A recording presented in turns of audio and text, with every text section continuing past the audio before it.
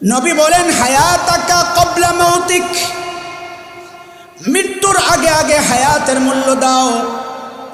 তোমার হায়াত তো এত দাম, তোমার হায়াত তো এত দাম, তুমি দুনিয়ায় সুবহানাল্লাহ পড়ো আর আল্লাহ জান্নাতে গাছ লাগান। এরে আমার মা, এরে আমার বোন, তুমি যখন রুটি বানাও পড়তে থাকো সুবহানাল্লাহ সুবহানাল্লাহ সুবহানাল্লাহ।